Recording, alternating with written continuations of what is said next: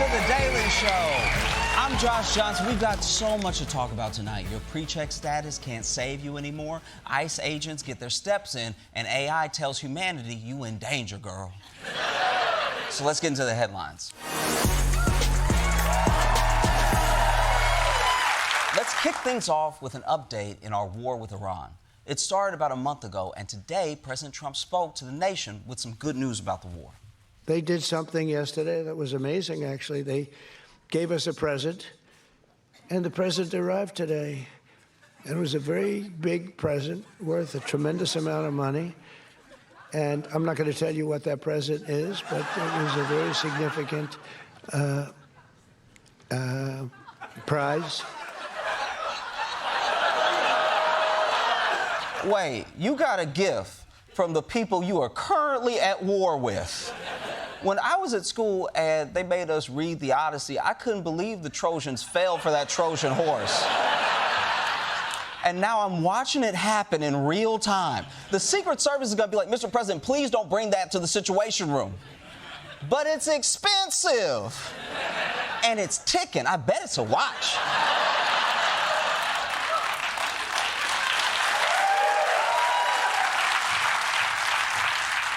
Meanwhile, the only gift the TSA is getting is no pay. The partial government shutdown means they've gone a whole month without a check. But why do we work if not to do it for free? You know? I'm sure it's not going to make a difference at the airport. Frustration is growing at many of the nation's airports with hours-long security lines that haven't let up. Over the weekend, more than 3,400 TSA officers called out nationwide, the most since this partial government shutdown began. I've been here since 9 last night. It's just mass chaos. A damn mess. It's a mess. It's a mess for real, though. Ain't no water, not a Biscoff cookie, nothing.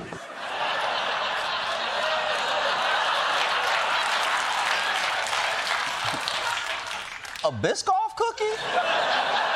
The cookie they give you on a plane that you then throw on the floor and step on? I think you've been in line so long you're delirious. I've been here for hours. If only I could have something dry and crumbly in my mouth. You know, something that really goes down the throat like sandpaper and tastes like ass.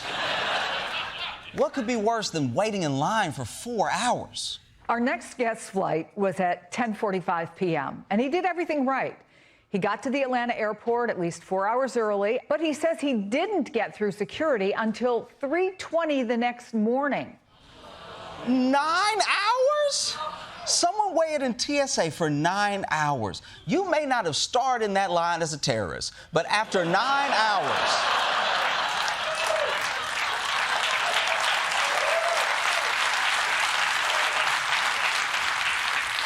This man waited in line for the length of a shift. That means he saw the TSA agent clock in from a distance. And right as he got to the front, they clocked out in his face. By the time I get that pat down, it better be the best one I've ever had in my life. I'm talking full release, all right? If this is what flying is gonna be like from now on, you may as well go to the airport now, just in case you ever have a flight someday. But seeing how long the lines have gotten, Trump decided he had to do something. Now, the good news is that Trump sent in people to help TSA. The bad news is those people are ICE. And yesterday, they were sent to airports to start helping. So let's see what they've been doing. They appear to just sort of be hanging out, milling around, visiting with each other, unclear about what their mission is at the airport. Walking around the airport. Some are standing around in groups talking amongst themselves. Some are walking in and out of security. They are not helping get people through the line themselves. They've been standing next to TSA agents as people get checked in, but they're not doing the work of actually physically checking people in. You're telling me ICE agents are showing up to the airport and doing absolutely nothing? Well, then it's my honor to present the award for Most Improved Agency.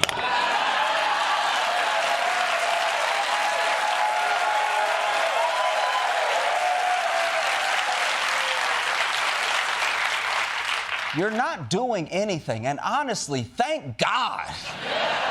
Keep doing what you're not doing.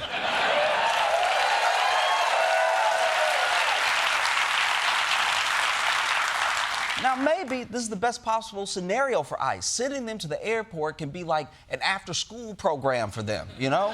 I know they're just standing around, but it's keeping them off the streets.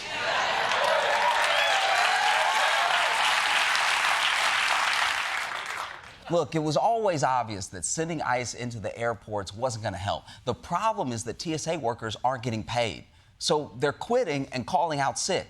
Having other random federal agencies still not being TSA isn't going to fix that.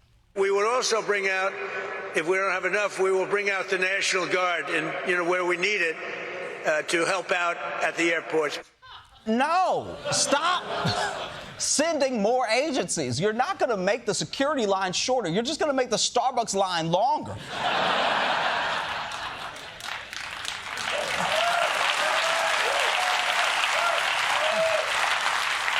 Who are you going to send in next? Space Force? IRS? RFK Jr.?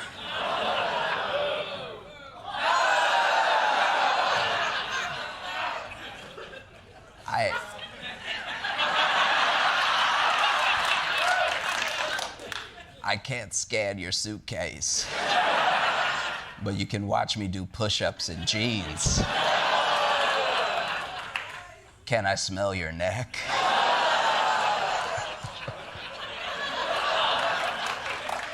Clearly, Trump isn't helping. But the question is, who is to blame for the shutdown in the first place? Well, according to a story from Republican Congressman Andy Barr, that definitely happened. It's the Democrats. I was going through TSA the other day, Maria, and a patriotic, wonderful TSA supervisory officer stopped me, and she told me that she had missed her second paycheck. And I said, I'm so sorry. That's so wrong that you missed your second paycheck. And she said, why are you apologizing? You voted for my paycheck. You voted repeatedly. Republicans have voted repeatedly for a paycheck. It's the Democrats who need to apologize to me. And then she said to me, "You're an American hero, Andy. Come use the special line we reserve for the most handsome of men." And I did. And as I was collecting my luggage, she said, "Andy, I love you, Andy." And we started to kiss, and she was very attractive, and we got to know each other. And then she had my baby. And then she said, "You don't have to take care of this baby, Andy. You're too important. Plus, you have a flight to catch. Go save the country from the Democrats, who, again, are bad and evil and not as hot as you, Andy." Thank you. Thank you.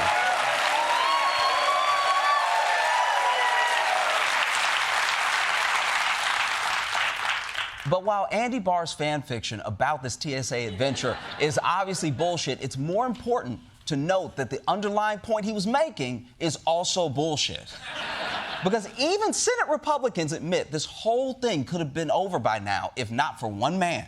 Senator Cruz and I came up with a plan. Senator Thune submitted that to President Trump, as is his right. He said no. No deals with the Democrats. We could have had TSA paid by the end of the week, but the president said no deal. Donald Trump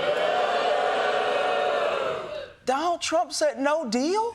The deal maker himself said no deal? So wait. You'll take gifts from a country we're at war with, but you won't make a deal with the Democrats to keep the government running. What if they offered you something really expensive? Donald, what is it that you want? What's so important that you'll keep us all waiting in security lines for a fortnight? The most important thing we can have is what's called the Save America Act. Don't make any deal on anything unless you include voter ID, and you have to be a citizen to vote. Mail-in voting means mail-in cheating. I call it mail-in cheating. No, that's right. Trump does not believe in mail-in cheating, all right? If you want to cheat, you do it in person, okay?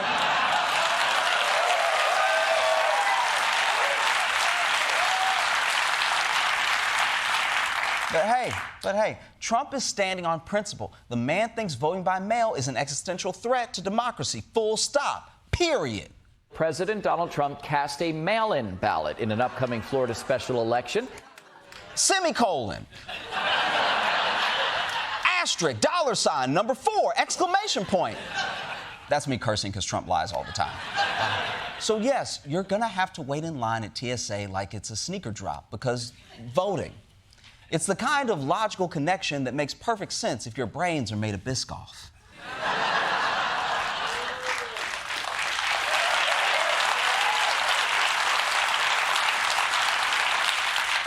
So I guess it's going to take a while before the airport security lines are cleared up. And while it may not seem like ICE is helping, they're offering a new program that can speed things up a bit.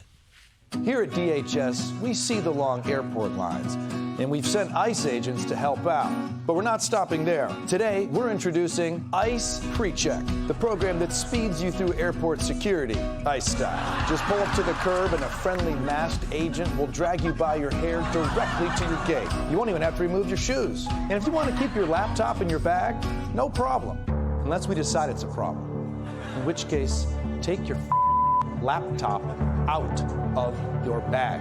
But you can leave your belt on. ICE Pre saved me so much time. Now I can relax and get ready for my flight to South Sudan.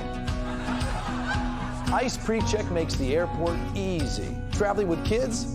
Not anymore. The application process is simple. There isn't one. DHS and Palantir have already determined your eligibility based on their vast database of DNA. Our members are loving ICE PreCheck. Wow, what a time saver. ICE PreCheck. Service so good, it's practically un-American.